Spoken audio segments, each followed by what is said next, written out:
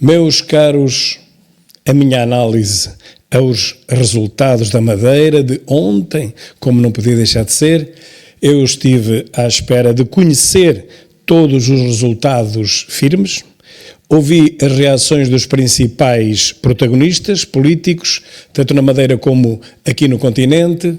Confesso que André Ventura eu vi um pouco, apenas uns segundos, que foi isso que me apareceu na televisão, ainda fiz um zapping para ver se via mais qualquer coisa, não vi.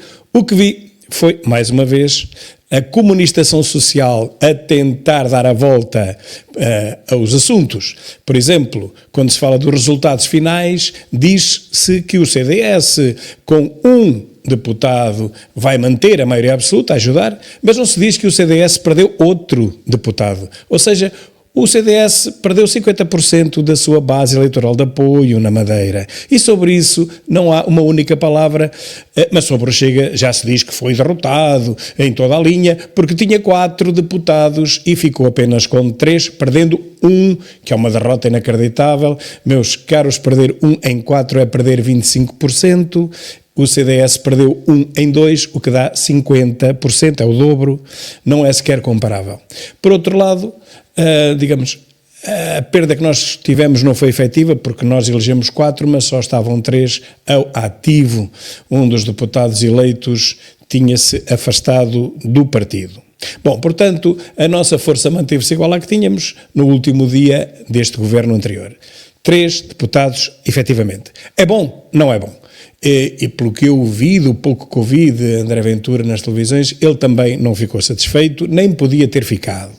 É realmente a primeira vez que o partido desce numas eleições, embora disso não se possa extrapolar grande coisa, uma vez que a Madeira tem um eleitorado muito próprio, e na Madeira nunca nenhum partido venceu, a não ser o próprio PSD.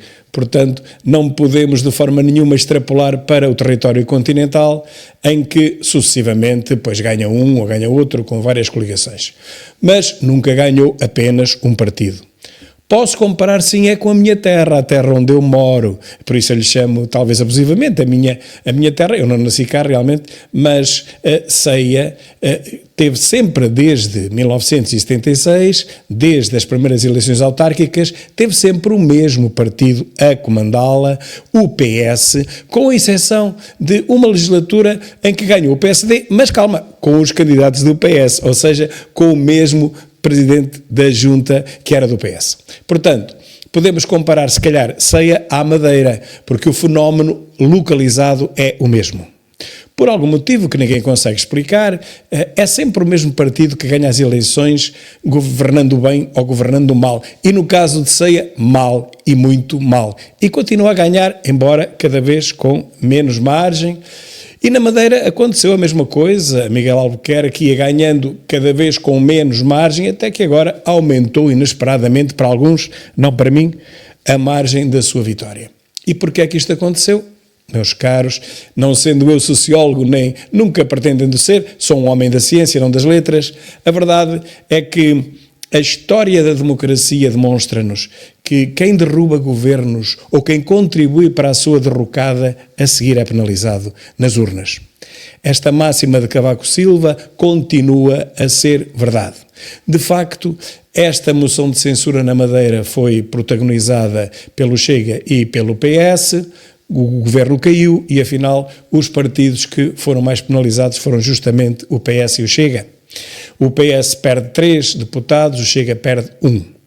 E o que é que está por trás disto? Meus caros, quanto a mim, 2 fatores. Primeiro, o povo madeirense estava farto de eleições, teve 3 eleições seguidas e quis. Quando se fala em que o povo quer, não é bem assim, uma grande parte do povo, sim, quis acabar com esta coisa, a que eles chamam palhaçada, de eleições sucessivas. E então os indecisos que provavelmente votaram ultimamente em outros partidos decidiram desta vez dar o seu voto ao PSD para acabar de vez com estas eleições anuais, portanto pretendendo uma falsa e hipotética instabilidade, como vamos ver. Penso que todos os comentadores estão de acordo nisto. Mas há um outro fator que ninguém tem coragem de falar e eu, como sempre, falarei sem medo, que é o seguinte: O povo desde sempre nunca penalizou os corruptos em Portugal. Os políticos corruptos que sempre os houve e sempre foram públicas, pelo menos as suas principais corrupçõezinhas, eles nunca foram penalizados por isso. Não é só de agora. E falo dos políticos de topo, dos decisores, dos primeiros-ministros, vice-primeiros-ministros, não falo de políticos de menos importância. E recordo, por exemplo, o caso dos helicópteros, aqui há umas décadas, que foram comprados por um vice-primeiro-ministro do CDS. Os helicópteros vieram sem peças sobressalentes e depois custaram milhões e acabaram por ser todos encostados, como bem sabemos. Esse mesmo vice-primeiro-ministro adquiriu mais tarde 2 submarinos. Acontece que os submarinos também vieram desarmados, sem qualquer arma. Custaram 1.500 milhões de euros, nunca serviram para coisa nenhuma. E pior, quem os vendeu, lá na Alemanha, foi condenado por corrupção. Eles como corruptores. Enquanto que em Portugal, quem os comprou não foi condenado, nem sequer julgado por coisa nenhuma.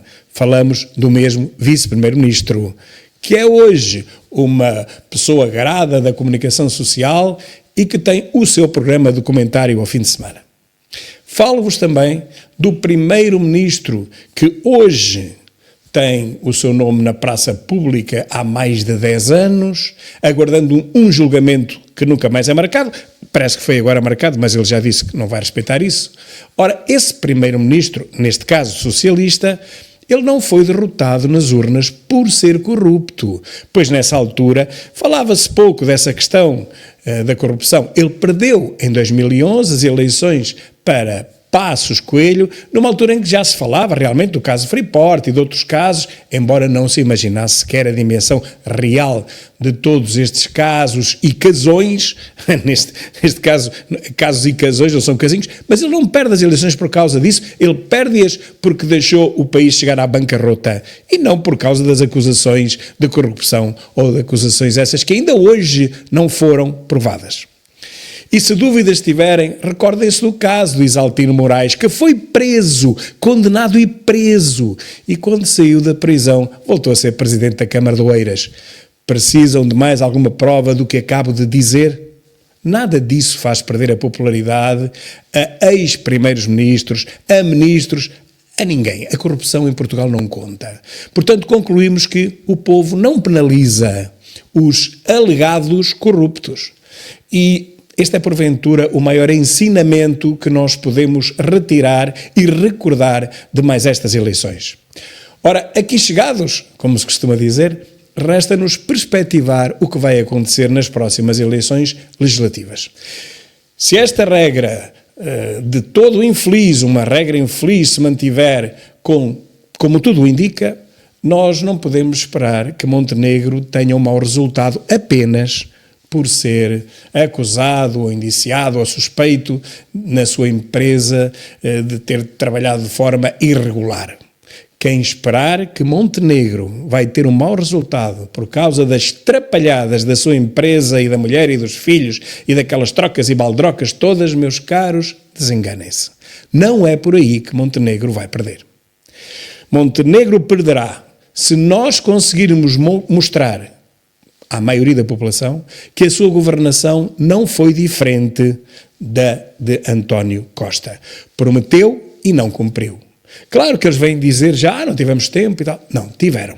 Tiveram tempo sim. No caso da saúde, eles disseram que em 90 dias começavam a resolver. Ninguém esperava que os problemas fossem resolvidos em 90 dias, mas esperávamos que começassem a ser resolvidos. E o que aconteceu foi o oposto. A saúde degradou-se, como se degradou também o ensino, em que se anunciou que se ia ter apenas 10% de falta de professores que havia no ano anterior, e afinal ainda se teve mais professores em falta do que no governo de António Costa. Nas poucas coisas que eram as bandeiras mediáticas do PSD, este PSD falhou por completo. Luís Montenegro falhou por completo na saúde, falhou no ensino. Na justiça não tocou sequer, e a justiça está numa crise absoluta. Na habitação não houve sequer uma medida, um laivo de uma ideia sobre a resolução deste que é um dos maiores problemas das grandes cidades. Sobre a imigração, ele apenas acabou com um documento que era a manifestação de interesse, mas a verdade é que os imigrantes continuaram a vir em catadupa, eles, milhares deles, em cada residência, como agora se vê, em cada morada, se concluiu 4.000 imigrantes em 2 apartamentos, mais 1.000 imigrantes num só apartamento, e já sabíamos que tínhamos mais de 10.000 imigrantes numa rua com 400 metros, a do Bem Formoso. Tudo isto é impossível. Herdou esta catástrofe de António Costa, Luís Montenegro, mas o simples facto de ter acabado com a declaração de interesses não resolveu rigorosamente nada e, pelo contrário, aumentou o problema. E quando se diz que estavam a resolver 500 casos por dia, meus caros, basta fazer as contas. Multipliquem 500 casos por 365 dias e vejam quantos imigrantes em atraso, fora os novos que estão a vir, estavam a ser processados alegadamente por ano em Portugal. Estamos a falar da pequena quantia de 182.500 imigrantes por ano a regularizar, fora, como digo, os outros que estavam a entrar diariamente em Portugal, que seriam provavelmente outros tantos ou mais. Estamos a falar, meus caros, de mais de 400.000 imigrantes anuais. Em 10 anos, a este ritmo, seriam 4 milhões. É metade da nossa população, porque já cá estão 2 milhões. Com mais 10 anos, eles são mais do que os portugueses. E bem dizia o Lula, Drão, que em 2028 haveria mais brasileiros em Portugal do que os próprios portugueses. Não sei se lá chegaremos em 2028, mas se não for nessa data, será em 2030 ou 2032. Isto é impossível. Neste país, com as estruturas sociais que nós temos, com os hospitais que temos, as escolas que temos, os tribunais que temos, é impossível, meus caros, meter aqui dentro 20 milhões de pessoas. Enquanto não percebermos isto, não percebemos nada. E é por aí que temos que atacar Luís Montenegro. Não é pelas suas trocas e baldrocas e a empresa que tinha, que não tinha, deixava ter, isso não interessa nada para o povo. Entendam-me, quem me ouvir perceba o que eu digo, porque há muito pouca gente a perceber o que eu digo neste campo. Eu já o tentei dizer várias vezes, não me ouviram. Não é por causa das trocas e baldrocas das empresas falsas ou verdadeiras de Montenegro que ele vai perder as eleições. Pelo contrário. Se vamos só por aí, estamos a abrir a porta escancarada a Luís Montenegro para ter uma maioria quase absoluta. Ouçam, eu nem tenho coragem de dizer maioria absoluta, mas uma maioria quase absoluta, como aliás aconteceu ontem na Madeira. Se não obteve a maioria, foi por um triz, foi por um azar. E isto, meus caros, toda a gente sabe o que ele tem feito na Madeira, toda a gente conhece aqueles casos de que ele está envolvido na Madeira e mesmo assim abram os olhos, caros políticos, e mesmo assim foi por um pouco que não ganhou com maioria absoluta. Como digo, abram os olhos, aprendam com a história, não sejam fechados ao mundo, não se fixem na vossa única ideologia. Ouçam quem tem alguma esperança política em Portugal, pelo menos de 40 anos, como é o meu caso e de muitos outros. O povo não valoriza a corrupção. Ponto final. Eu até podia explicar porquê, mas não posso, senão seria a abertura de telejornais. Ouçam só o que eu vos digo. O povo encolhe os ombros à corrupção, não quer saber disso para nada. O povo quer é viver bem e ter uma resposta para todos aqueles que apontam o dedo aos corruptos. A resposta do povo é muito simples e lapidar. É a seguinte, ok, eles são corruptos, mas se tivessem lá outros faziam o mesmo. E contra isto não há nada a fazer. Porque eles próprios dizem, o próprio povo diz, eles são corruptos, mas eu, falando por eles, eu faria o mesmo, ou ainda pior. Quando eles dizem isto, meus caros, vejam se entendem, o que é a idiosincrasia do nosso povo neste momento, há 50 anos avassalado pela corrupção. É isto que toda a gente diz. Corruptos, são todos. O que é mentira, sabemos que é mentira, mas é isto que está incrustado no cérebro do povo. Eles são todos corruptos, eles estão todos a tratar da sua vidinha, portanto apontar um, porque é corrupto, não é suficiente, pois o outro que para lá for, vai acontecer a mesma coisa. Portanto, meus caros, meus colegas, meus companheiros, a vossa campanha não se pode limitar a apontar apenas a Spinum Viva, ou as empresas de Montenegro, ou os negócios dele, porque só com isso garanto-vos já aqui que não vamos lá. Mas é garantido. Um grande abraço e até à próxima.